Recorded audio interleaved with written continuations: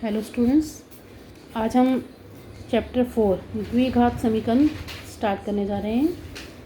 द्विघात समीकरण क्या है? पहले आपने बहुपद पढ़ा है ax² + bx + c, जहाँ पर a 0 नहीं होना चाहिए, क्योंकि a 0 होगा तो ये पूरा 0 हो जाएगा, x² हट जाएगा। पर ये अधिकतम घात 2 होनी चाहिए, तो ये द्विघात बहुपद है। इसी को अगर हम 0 के इक्वल ले लेते हैं तो ये द्विघात समीकरण बन जाता है। ठीक है, ax² + bx + c = 0, जहाँ पर a 0 नहीं है, द्विघात समीकरण का मानक रूप कहलाता है। मानक रूप क्या होता है? अब हम कुछ उदाहरण ले लेंगे। यहाँ पर a, b और c जो हैं ये वास्तविक संख्याएं होती हैं। मान लो मैंने ये 3 उदाहरण लिए, इन सब में अधिकतम घात 2 है। यहाँ पर 2 है, इसकी यहाँ पर 2 है, इसकी यहाँ पर 2 है। इन सब की अधिकतम घात क्या है? 2 है। इसलिए ये क्या है?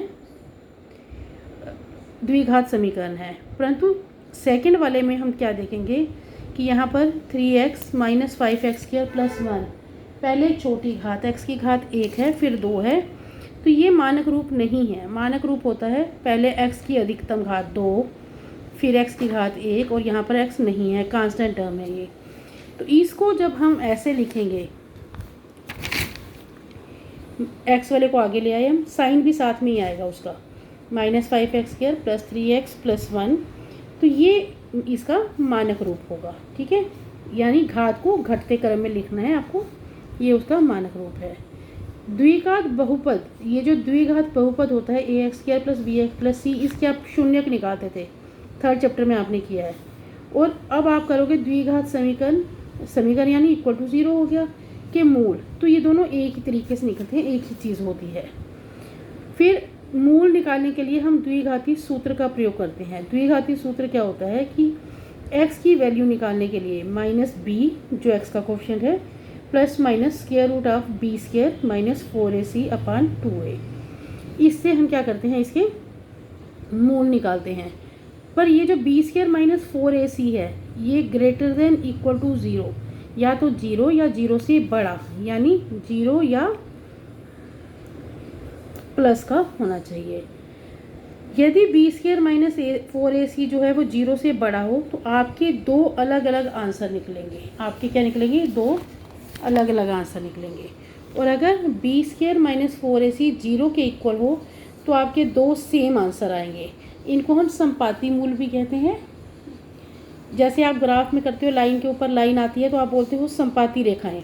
ऐसे ही अगर दोनों सेम आंसर आएंगे तो ये है संपाती मूल। ठीक है, अगर b² - 4ac <0 है, <0 का मतलब हो गया 0 से छोटा, माइनस का नंबर, तो इसके हम वास्तविक मूल नहीं निकाल सकते। हम इसे फर्स्ट एक्सरसाइज करेंगे, इसमें आपको क्लियर हो जाएगा द्विघात समीकरण।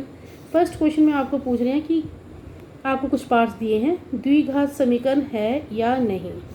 आपने ये क्वेश्चन दिया है, ये नहीं कि हाँ देखा x की यहाँ पावर 2 है तो ये द्विघात समीकरण है, नहीं, आपको x की पावर देखनी है। तो इसके लिए आप क्या करोगे, पहले इसको फार्मूला लगाकर खोलोगे। a + b का स्क्वायर क्या आता है? a² + b² + 2ab।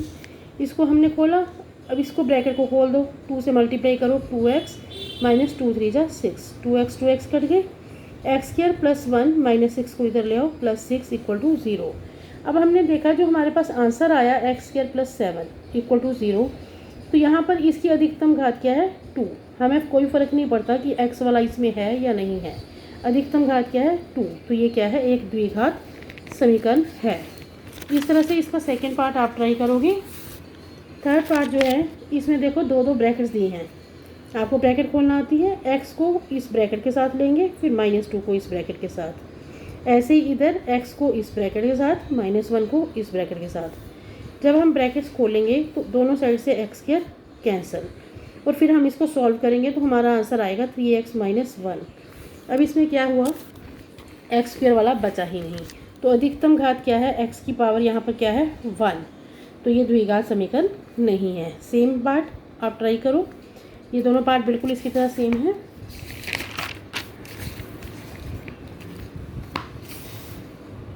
Sixth part देखो, सिक्स्थ पार्ट में यहाँ पर सीधे आपको दिया है द्विघात बहुपद, और यहाँ पर आपको क्या करना है? फार्मूला लगाकर खोलना है।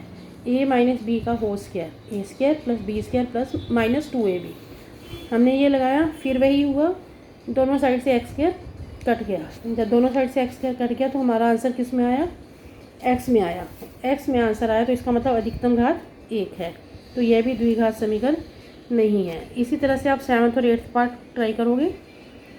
सेकंड क्वेश्चन में आपको 4 पार्ट दिए हैं, उन चारों पार्ट में आपको ये कहा गया है कि आपको सिर्फ द्विघात समीकरण बनाने हैं, उनको सॉल्व नहीं करना है। फर्स्ट क्वेश्चन में आपको कहा गया एक आयताकार भूखंड है। आयताकार भूखंड की लंबाई जो है वो चौड़ाई के दुगने से 1 अधिक है। लंबाई चौड़ाई के दुगने से 1 अधिक है, तो पहले आपको इसका मतलब चौड़ाई पता होनी चाहिए। हमने ले लिया चौड़ाई क्या है, x मीटर, तो लंबाई क्या आ जाएगी, दुगना यानी 2 से मल्टीप्लाई 2x से 1 अधिक प्लस 1, ये आ गई चौड़ाई। अब भूखंड का क्षेत्रफल क्या दिया है, 528 स्क्वायर मीटर। आपको पता है क्षेत्रफल स्क्वायर मीटर में आता है, ये आपको दिया है। क्षेत्रफल का फार्मूला लंबाई गुना चौड़ाई इज इक्वल टू 528। लंबाई कितनी थी 2x प्लस 1, चौड़ाई कितनी थी x। इनकी सब्स्टिट्यूट करो, ब्रैकेट खोलो, 2 into 2x square 2x square x into 1 x, इस प्लस वाले को इधर ले आओ माइनस, इज इक्वल टू क्या रह गया 0। तो ये बन गया आपका समीकरण। आपको इसको आगे हल नहीं करना है, x की वैल्यू नहीं निकालनी है, वो कह रहे हैं सिर्फ द्विघात समीकरण बनाओ। अब सेकंड पार्ट में वो कह रहे हैं आपके पास 2 क्रमागत धनात्मक पूर्णांक है। पहले तो क्रमागत क्या होता है, क्रमा क्या होता है जो क्रम में है, यानी साथ साथ वाले, जैसे 6 7 15 16 कोई भी 2 नंबर बिल्कुल साथ साथ वाले। धनात्मक हो गया प्लस के, तो हम मान लेते हैं 2 धनात्मक पूर्णांक हैं x और x प्लस 1। जैसे आप देख रहे हो ना, अगला नंबर प्लस 1 करके आता है, 6 प्लस 1 7, 15 प्लस 1 16, तो हमने भी ले लिया x and x plus 1। Question क्या है, पूर्णांकों का गुणनफल, इन दोनों का गुणनफल 306 है, तो हम कर लेते हैं x multiply by x plus 1 is 306। Bracket खोलो, x into x x square, x into 1 x plus वाला इधर ले आओ माइनस इक्वल टू 0। ये बन गया आपका द्विघात